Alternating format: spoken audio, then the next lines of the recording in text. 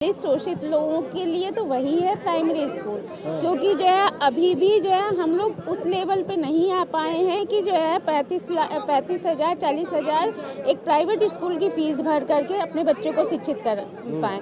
अभी भी जो प्राइमरी स्कूल है उसमें आज भी शोषित और दलित समाज के बच्चे जा रहे हैं, और जिसपे सरकार ने ताला लगा दिया है। और उसमें भी अगर संस्थाएं चल रही हैं, सरकारी स्कूल चल भी रहे हैं, तो उसमें एक लॉलीपॉप रख दिया गया है, मिड डे मील। पढ़ाई नहीं हो रही, एक शिक्षक उसमें रख दिया गया है। अरे उसमें तो पौष्टिक आहार मिलता है ना, जो बच्चे गरीब हैं उनको पौष्टिक आहार देने के लिए लाया गया है योजना। पौष्टिक आहार से क्या होगा? पौष्टिक आहार से केवल हमारा शरीर ही पुष्ट होगा, मानसिक आहार क्या चाहिए? मन को पुष्ट करने के लिए की संख्या बढ़ाई जाए। दूसरी बात, जो सरकारी शिक्षक है वो अपने ही बच्चों को अपने उसी स्कूल में पढ़ाएं, जिससे कि उसको खुद भी पता चले कि हमारी कमजोरी क्या है। दो सवाल है। नहीं, आरक्षण के लिए देखिए, आरक्षण तो हमारा अधिकार है, और आरक्षण खत्म क्यों किया जाए? जब जो है देश आज़ाद हुआ था तो उस समय जो है सभी को जो ज़मीन का आवंटन हुआ था, वो आवंटन जो है सबको बराबर नहीं दिया गया था। आज भी अगर आप कह रहे हैं कि आरक्षण हटाना चाहिए, तो ठीक है, एक तरफ से सारी ज़मीनों को लिया जाए और सारे जितने देश के नागरिक हैं सभी को बराबर बराबर में ज़मीन को, भूमि का आवंटन किया जाए। उसके बाद जो है जा कर के आरक्षण ख़त्म किया।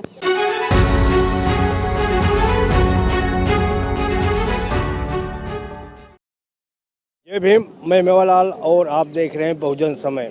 साथियों, आज 26 नवंबर का जो संविधान दिवस मनाया जाता है, आज 29 नवंबर है। आज मैं आरटीओ पे आया हूँ, यहाँ पर संविधान दिवस के रूप में मनाया जा रहा है। तो हमारे साथ अनीता वर्मा है, इनसे समझूंगा कि आखिर जो संविधान दिवस मनाया जाता है, आखिर संविधान का जो अधिकार है कहाँ तक महिलाओं को, SC ST OBC को जो अधिकार क्या मिल पाया है, अभी कितना अधूरा है, इसे समझूंगा। बहन जी, सबसे पहले जय भीम। जय भीम, नमो बुद्धाय। सबसे पहले आप सभी को जो है संविधान दिवस की हार्दिक शुभकामना देती हूँ। और बहुत सारी जगह पे आयोजन हो रहा है और लोग धीरे धीरे इसको मना रहे हैं। मनाने का ये मतलब नहीं है कि केवल हम उसका आयोजन ही करें, उसका पालन भी करें तो ही बहुत अच्छा है। और क्योंकि 26 नवंबर को ये होता है हमारा संविधान दिवस, कई जगह व्याख्यान लगते लगते आज 28 तारीख को हमारे यहाँ आरटीओ में, यहाँ पे भी इसका आयोजन हो रहा है संविधान दिवस का। और जहाँ तक ये कहना है कि संविधान तो हमारा जो लागू हुआ वो सभी के लिए था, पुरुष वर्ग, महिला वर्ग, सभी वर्गों के लिए था।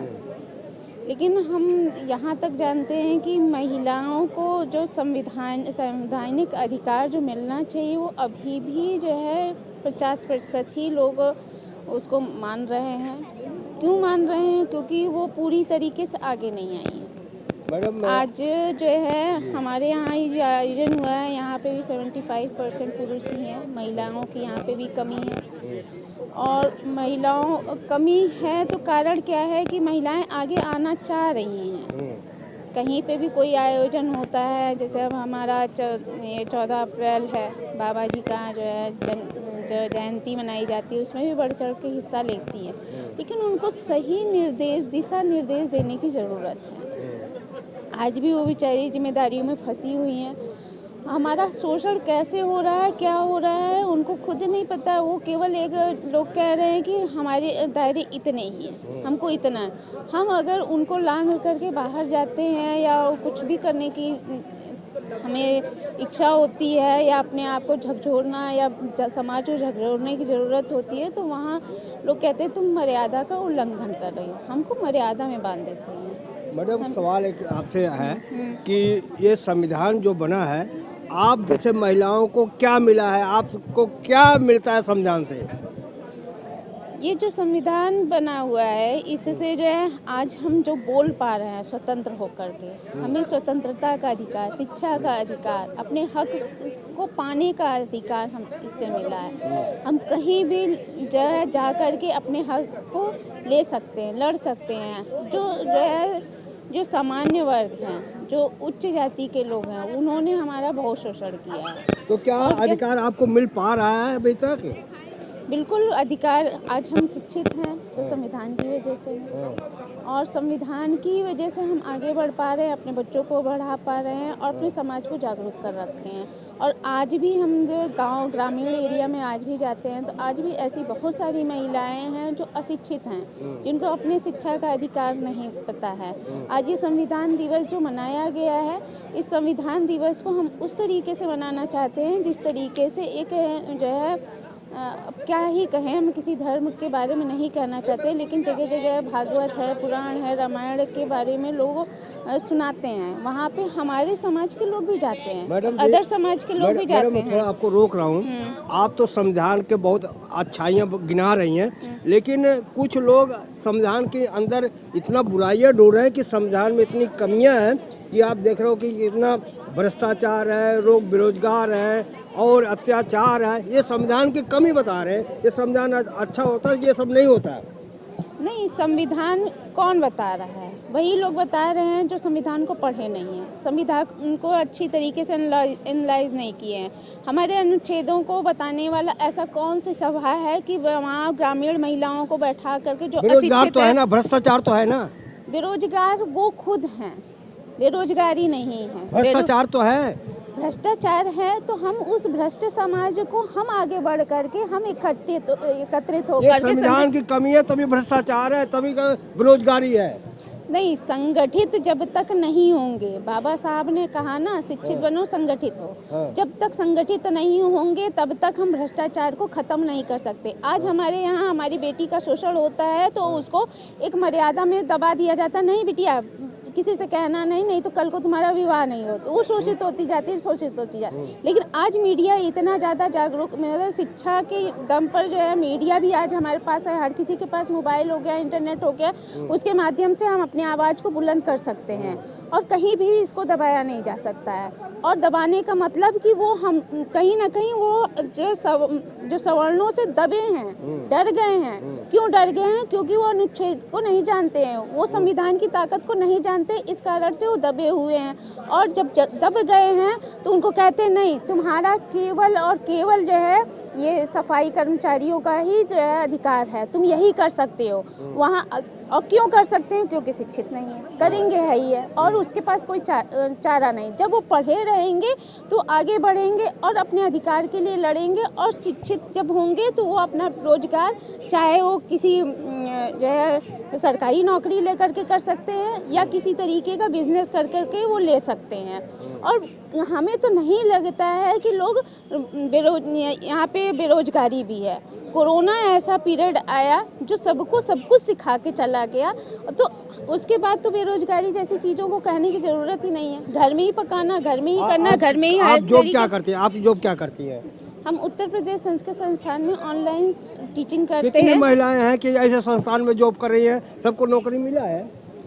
नहीं, ये देखिए कितनी महिलाएं हमारे उसमें 56 शिक्षक हैं, जिसमें से हम लोग 18 महिला शिक्षिकाएं हैं।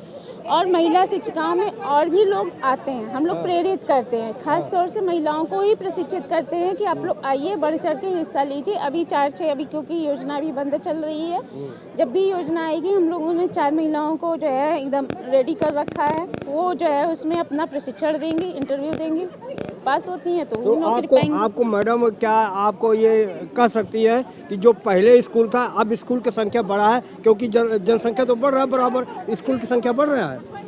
स्कूल की संख्या देखिए बढ़ तो रही है, लेकिन हम जैसे दलित शोषित लोगों के लिए तो वही है प्राइमरी स्कूल। क्योंकि जो है अभी भी जो है हम लोग उस लेवल पे नहीं आ पाए हैं कि जो है 35,000 40,000 एक प्राइवेट स्कूल की फीस भर करके अपने बच्चों को शिक्षित कर पाएँ। अभी भी जो प्राइमरी स्कूल है उसमें आज भी शोषित और दलित समाज के बच्चे जा रहे हैं, और जिसमें सरकार ने ताला लगा दिया है। और उसमें भी अगर संस्थाएं चल रही हैं, सरकारी स्कूल चल भी रहे हैं, तो उसमें एक लॉलीपॉप रख दिया गया है, मिड डे मील, पढ़ाई नहीं हो रही, एक शिक्षक उसमें रख दिया गया है। वो भी उसमें तो पौष्टिक आहार मिलता है ना, जो बच्चे गरीब हैं उनको पौष्टिक आहार देने के लिए लाया गया है योजना। पौष्टिक आहार से क्या होगा? पौष्टिक आहार से केवल हमारा शरीर ही पुष्ट होगा, मानसिक आहार क्या चाहिए? मन को पुष्ट करने के लिए जो है हमको आप शिक्षा की गरीब का जरूरत है हित ना। नहीं चाहती हैं क्या? अरे गरीब का हित चाहते हैं, हमको भोजन लेकर के नहीं चाहिए। सरकार जो कितना चिंतित रहती है अब गरीबों के लिए, वो खाना दे रही है, भोजन दे रही है ताकि बच्चे स्कूल में आए पढ़े। नहीं खरीद, देखिए भोजन से हमारा शरीर ठीक है, हमारे शरीर को एक डाइट मिल रही है। आप कभी गए हैं मिड डे मील, कभी पौष्टिक मिला है? नहीं, कभी देखा है? मेरे समय में जब मैं पढ़ रहा था तब नहीं मिल रहा था। आज भी वही स्थिति है। आज भी वो सरकार वहाँ से पैसे भेज रहे हैं, किस कैटेगरी का किस तबके का भोजन वहाँ मिल रहा है, आप कभी देखे हैं? हमें तो नहीं लगता है कि मिड डे मील से शरीर पुष्ट हो रहा है। अब किस तरीके से बच्चे थाली लेके जाते हैं, जो पहले किताब हम लोग जाते हैं, किताब लेके जाते हैं, बस्ता लेके जाते हैं, लेकिन अब तो थाली लेके जाते हैं बस्ते में। तो वो तो वही चाह ही रहे हैं ना, रोटी खा लें उसके बाद घर बस्ता बंद करके चले जाएं। शिक्षा का कोई मतलब नहीं है। वहाँ पढ़ाने के लिए एक शिक्षक और एक रसोइया रखा गया है, बस आए खाएं, और एक शिक्षक क्या ही पढ़ाएगा?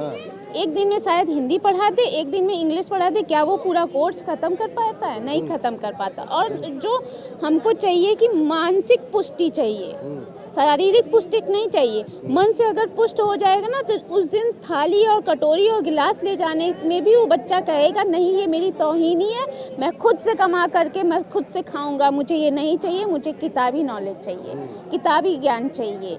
और मैं मन से स्वस्थ होऊंगा तो मैं रोजगार कर लूँगा। और जिस दिन ये हो जाएगा ना, उस दिन जो बेरोजगारी लोग कह रहे हैं ना, वास्तव में बेरोजगारी खत्म होगी।